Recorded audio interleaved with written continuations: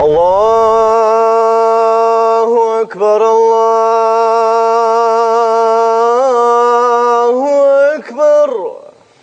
Assalamu alaikum wa rahmatullahi wa barakatuh. Allahu në falënderojmë, atë e madhrojmë, për t'i ndihmë dhe falë kërkojmë. Salavatet dhe selamet pejgamberit sallallahu alaihi wasallam i dërgojmë. Ja filluam Ramazanit, ja filluam teravive.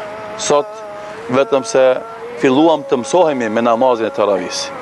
Dhe si zakonisht, në çdo fillim të Ramazanit hapet debati në mesin e xhamatit, në mesin e pleqve dhe trive, në oborët e xhamisë, në profilet e Facebookut, në emailat e hoxhallarëve, në pyetje dhe përgjigje, emisionet e pyetjeve dhe përgjigjeve në radio, në TV, në internet e kështu me radhë. Sa recate i ka teravia? Temë e cila nuk është përfunduar 1400 vjet dhe asnas mund ta përfundojmë sot në këtë bisedë shkurtër që do të ofrojmë. Dhe këtë temë e numrit është temë, do thot aktuale, është temë që diskutohet, është temë për të cilën dietarët kanë shkruar libra, do thot e meriton qasjen dhe është temë serioze. Mirë po, unë për veti mendoj se sa më shumë se që japim rëndësi numrit, duhet të japim rëndësi cilësisë. Më shumë se japim rëndësi sasisë, japim rëndësi cilësisë. Dhe nëse na kujdesemi për të korrigjuar dhe për mësues cilësinë e taravis son, atëherë do ta kemi lehtë punën e numrit dhe sasisë. Dhe se vende u detyrohet njerëzve të falin recate më të shkurta për shkak se edhe koha nuk u ndihmon, se është taravia vonë, syfiri është herët dhe natën është e shkurtë, sidomos tash verës, dhe nuk u jepet mundësia për ta zgjatur shumë namazin e taravis. Pejgamberi sallallahu alaihi wasallam, dhe kjo është pyetje që na vazhdimisht duhet të parashtrojmë të gjitha ibadetet. Sa recate taravi ka fal pejgamberi sallallahu alaihi wasallam? I vetmi hadith që transmeton Imam Buhariu sa në tipin që tregon për namazin e natës pejgamberit sallallahu alaihi wasallam është hadithi Aishës radhiyallahu anha, e cila thotë se pejgamberi sallallahu alaihi wasallam i fali 4 recate. Mos pyet sa gjatë dhe sa mirë i fali, pastaj i fali edhe 4 tjera, mos pyet sa gjatë dhe sa mirë i fali, pastaj i fali 3 vitin dhe me të e përfundoi namazin e tij. Dhe kur ti marrim hadithin e Abdullah ibn Mesudit, hadithin e Abdullah ibn Abbasit, hadithin e Abdullah ibn Zubairit, që tregojnë domethënë namazin e natës pejgamberit sallallahu alaihi wasallam që 2 recate i ka fal aq gjatë sa që ka lexuar recatën e parë 3 surat më të mëdha të Kuranit, Bakarën, Nisa dhe Ali Imranin, pastaj aq kanë në ruku, aq në sejdë, pastaj rekatin e dytë gjithashtu Nisaj, pastaj sejdën, pastaj ruku, pastaj sejdën e kështu me radhë. Këtë kjo tregon se pejgamberi sallallahu alaihi wasallam namazin e taravis e ka fal për qefi, ngadalë, pa nxitu. Dhe normalisht pastaj me kalimin e kohës, do thot disa dietar kanë kuptuar hadithin tjetër pejgamberit sallallahu alaihi wasallam namazi i natës është 2 recate pa e përkufizuar sasin. Dhe në bazë saj kanë thonë që nuk është më rëndësi të i falim 8 apo 11, por stato që falim është pa kufi. Dhe normalisht duke pa dobësin ose mungesën e vullnetit për qëndru gjatë në kohë namaz teravije, kanë thonë atë po i shtojmë recatet dhe po e shkurtojmë sasin e leximit të Kuranit në to.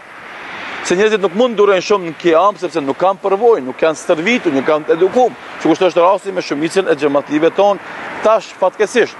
Atëherë kanë thonë po i shtojmë recatet dhe po e shkurtojmë leximin. Gjersa ka ardhur edhe në mënyrë ekstreme, do thotë i është rrit numri recateve dhe është shkurtuar leximi në namaz, saqë domodin ndoshta lexohet ajetet më të shkurtra, dhe në formën më të shpejtë në teravit e tona, sikur se jemi dëshmitar. Andaj kjo ka nevojë të korrigjohet. Fillojmë ta ngadalsojmë ose ta shtojmë leximin dhe ta ngadalsojmë leximin e Fatihas dhe surës që lexojmë pas, edhe nëse është e shkurt, edhe rukun dhe sejdën ta bëjmë me itminan, me të qetësohemi ta, sikur se kanë thonë xhallarët pleq, të japim rëndësi të adilu erkanit, domethënë çdo gjymtyrë të bie në vendin e vet gjatë rukus, gjatë sejdës, gjatë thimit për rukus, për sejdës, që namazi jon të jetë domethënë i plot. E tash kur ta bëjmë domethënë kur ta korrigjojmë cilëtetin, atëherë debati sa recate domethënë bie në raundin e dytë ose domethënë në pjesën e dytë të bisedës. Dhe i kemi 2 mendime kryesore të ulemave, mendimin e një pjesë të ulemave që thonë duhet të ndjekim strikt, do të imitojmë domethënë pejgamberin sallallahu alaihi wasallam, as sa ka fal ai të falim na, ose mendimi i dytë i dietarëve që thotë se nuk është më rëndësi numri, sa është më rëndësi domethënë cilësia dhe mund të falesh domethënë edhe më shumë nëse domethënë paksohet leximi i Kuranit. Pa e dëshiruar ta përfundoj publikisht këtë debat, sepse edhe nëse unë e shprej cili mendim në qetëson ose pushon zemra ime në te, nuk do të përfundojmë në këtë debat, sepse këtë debat, sikur të thamë, është me qindra vite i pranishëm në mesin e muslimanëve, dhe nuk mund të përfundojmë asnjëherë. Por si të qoftë, pa marrë parasysh, domethënë, të mundohemi të korrigjojmë cilësinë e namazit tonë. Cilësinë, domethënë, në kuptimin që të jemi i pranishëm zemra, shpirti, mendja jonë në atë namaz. Nëse bëjmë namazin ashtu siç e ka bërë pejgamberi sallallahu alaihi wasallam, me përulje, me frikë respekt, me koncentrim, me vëmendje, ai namaz ka me pas efekt. S'është më nësi a është pastaj 2, a është pastaj 4, a është më shumë apo më pak. Andaj e lutim Allahun të na ndihmon në korrigjimin e cilësisë namazit dhe që ky namaz të bëhet sebeb për ndryshimin shpirtëror tonë dhe fitu sevapin te Allahu xhelal e për të pastruar nga gjunahet tona dhe për ta fituar xhenetin e Allahu xhelal. Zoti ju shpëlojë dhe selamu alejkum wa rahmatullahi wa barakatuh. أكبر الله أكبر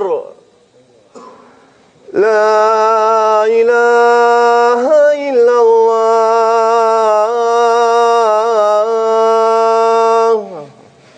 اللهم رب العالمين